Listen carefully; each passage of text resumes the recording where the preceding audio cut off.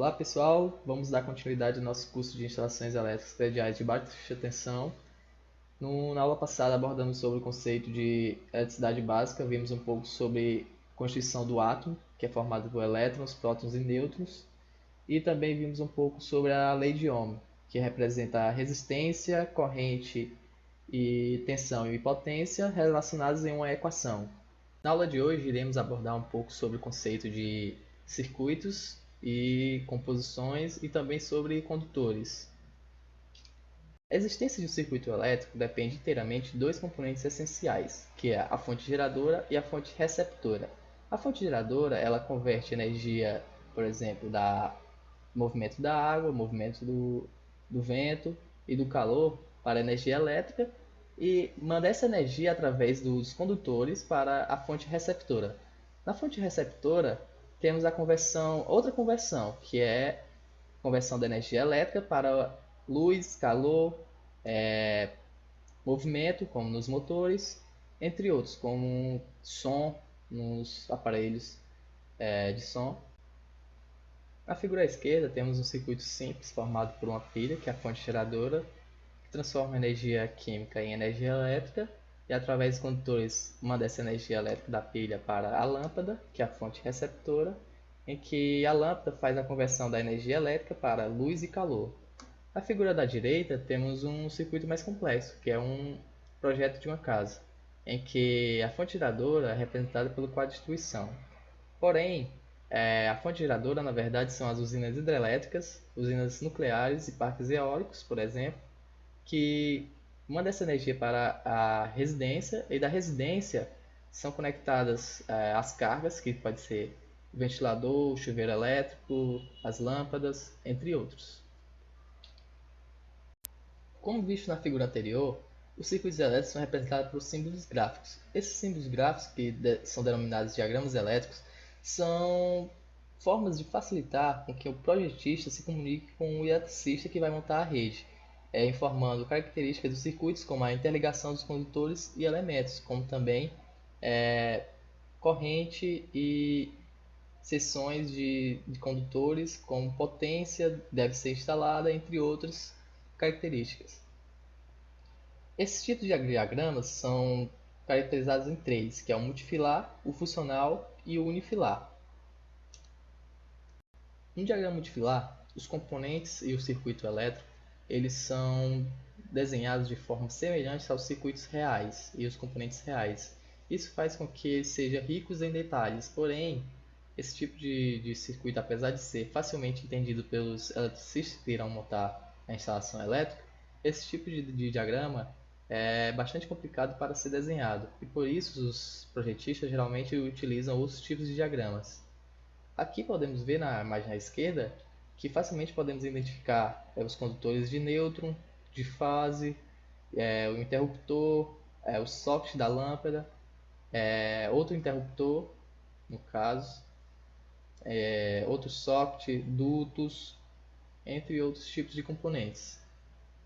Já na figura à direita, temos uma representação de um quadro de distribuição, que é representado pelo barramento de nêutron, barramento de aterramento, disjuntores em gerais. Isso tudo é uma característica do diagrama multifilar, representar quase que igualmente os componentes elétricos reais e simbólicos. No diagrama funcional, diferentemente do diagrama multifilar, ele apresenta o circuito elétrico de maneira mais simples, em que não identifica a posição dos componentes do circuito apenas de forma fácil, rápido e, claro, interpretar os componentes que o circuito elétrico apresenta e mostrar o seu funcionamento. O diagrama unifilar ele é diferente do diagrama funcional por simplificar mais ainda o mesmo circuito, para o mesmo circuito, ou seja, ele utiliza menos traços para ter uma menor poluição visual do projeto e utiliza-se componentes como componentes elétricas, símbolos mais simples, como círculos, triângulos, quadrados. Isso faz com que esse tipo de diagrama seja bastante utilizado pelos projetistas e facilmente lidos pelos eletricistas. Nas figuras da esquerda à direita temos usualmente um tipo de diagrama unifilar com traços, com poucos traços, que são representados as lâmpadas, como vemos nesse círculo, interruptores, os condutores, representados por cada traço desse daqui, e algumas informações, como potência, número do circuito, qual o interruptor que está sendo ligado, entre outros tipos de informações. Essa aqui vemos o que? Nessa figura temos que a representação do condutor neutro, que é representado por esse L invertido, transpassando essa seção de reta, e o condutor fase representado por essa reta aqui, transpassando na mesma seção. Enquanto o condutor retorno, que ainda iremos explicar ao longo do curso, é apenas a metade, ele não transpassa pela seção reta. Nessa figura vemos algumas características do diagrama unifilar, onde essa setinha indica o lado para onde vem a alimentação. Esse número aqui em cima do condutor fase e neutro que indica o circuito, como por exemplo se é um circuito de iluminação, circuito de tomadas, que é o de força, circuito de ar-condicionado, de chuveiro elétrico, entre outros. Esse círculo aqui indica que é uma lâmpada, no caso aqui é uma lâmpada incandescente no teto. Aqui são os eletrodutos, indica os eletrodutos, e por dentro desses eletrodutos, que é essa reta aqui, passa dois condutores, que é o fase e o neutro. Embaixo deles, geralmente a gente indica, os projetistas indicam a seção do condutor, quanto, tipo, se ele tem 2,5 mm de seção, 1,5 que é para iluminação. Aqui na lâmpada a gente pode perceber também características como a potência, que é indicada, também o interruptor que aciona a lâmpada indicado pela essa letra A, ou seja, o interruptor que liga tal lâmpada é indicado com esse A nos dois que estão para ser ligados. Aqui nessa outra figura temos a representação da seção mínima, a seção que foi escolhida pelo projetista para os condutores, e em cima temos o número do circuito, como também o índice da lâmpada que será ligada pelo interruptor A.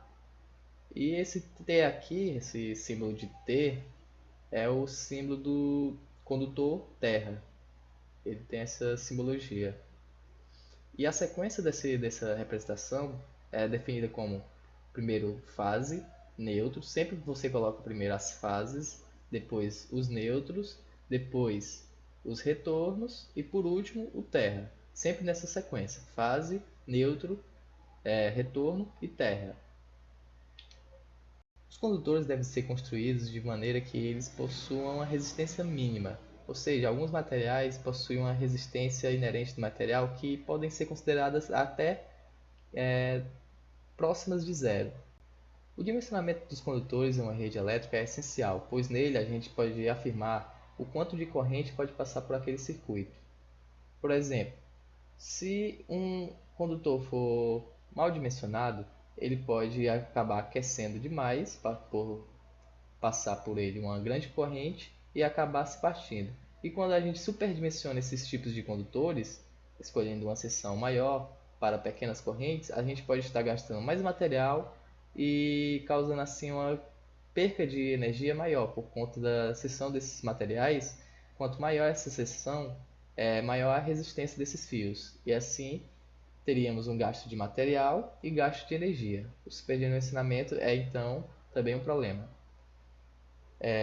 Como podemos ver aqui, um fio ele é construído apenas por um fio, no caso que é o fio rígido. O dimensionamento dos condutores em uma rede elétrica é essencial, pois nele a gente pode afirmar o quanto de corrente pode passar por aquele circuito. Por exemplo, se um condutor for mal dimensionado, ele pode acabar aquecendo demais para passar por ele uma grande corrente e acabar se partindo. E quando a gente superdimensiona esses tipos de condutores, escolhendo uma seção maior para pequenas correntes, a gente pode estar gastando mais material e causando assim uma perca de energia maior por conta da seção desses materiais.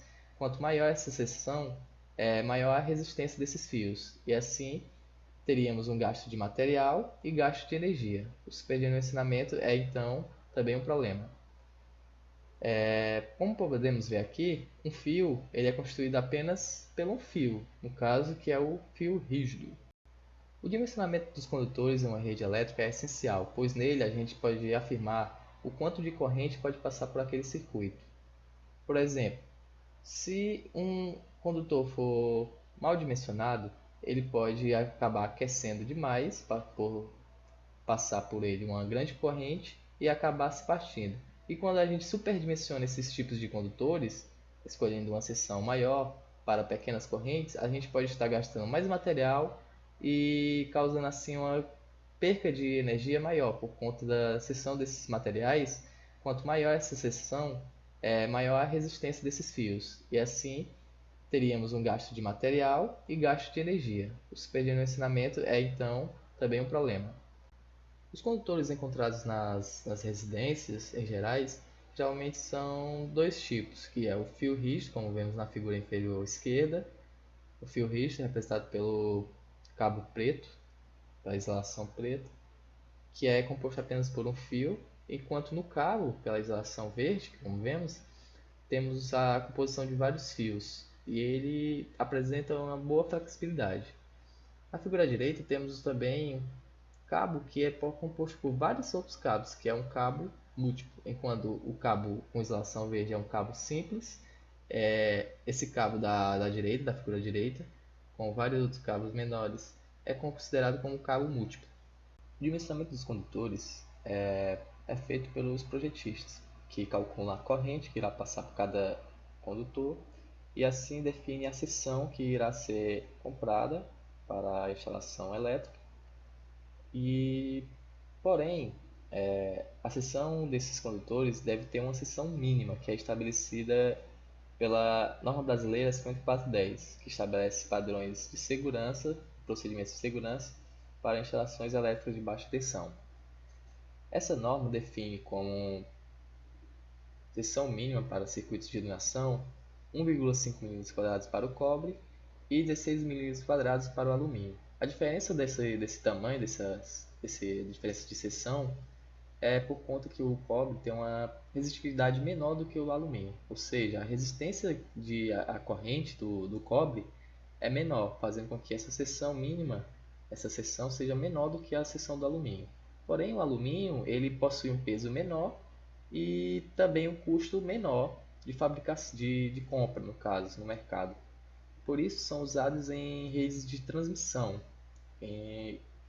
Já no circuito de força, que é tomadas, que ligam aparelhos com potências maiores, como televisões, computadores, entre outros, possui uma seção mínima um pouco maior, já para garantir a segurança dos equipamentos e do circuito, que é de 2,5 mm para o cobre e para o alumínio 16 mm².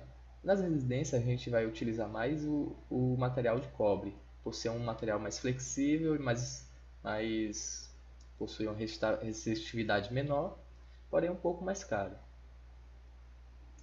Essa norma técnica pode ser encontrada no site da ABNT e nos sites gerais da internet. Essa tabela foi retirada da página 113, tabela 47 dessa norma, desse documento.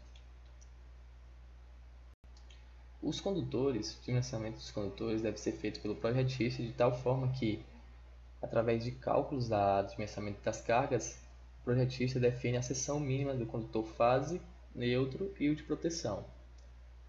O condutor de fase é aquele condutor que vai da fonte geradora para a fonte receptora, como vimos, e o condutor de neutro é aquele que vai da fonte receptora até a fonte geradora, enquanto o condutor de proteção é aquele condutor que, como o nome já diz, ele protege. Também pode ser até chamado de condutor terra, ou seja, ele faz com que as cargas em excesso de um sistema, de um equipamento, sejam eliminadas através desse tipo de condutor, que dá um caminho para a corrente que vai do equipamento para o aterramento.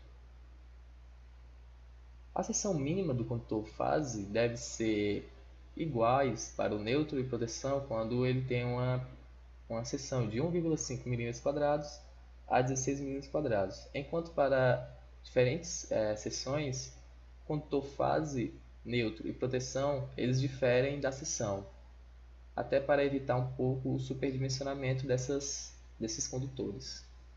Os eletricistas que irão montar a rede devem ter em mente que os condutores fase, neutro e proteção devem ser diferentes para cada circuito. Nessa aula, falamos um pouco sobre o circuito elementar e seus componentes, a constituição dos fios, que ele pode ser um fio ou um cabo, sendo o fio rígido ou flexível, e também falamos um pouco sobre o dimensionamento dos condutores, ou seja, a seção mínima de cada condutor deve ter em um circuito. Na próxima aula iremos falar um pouco mais sobre interruptores, lâmpadas e também um pouco sobre equipamentos de medição. E nessa aula ficaremos por aqui. Até a próxima aula. Obrigado.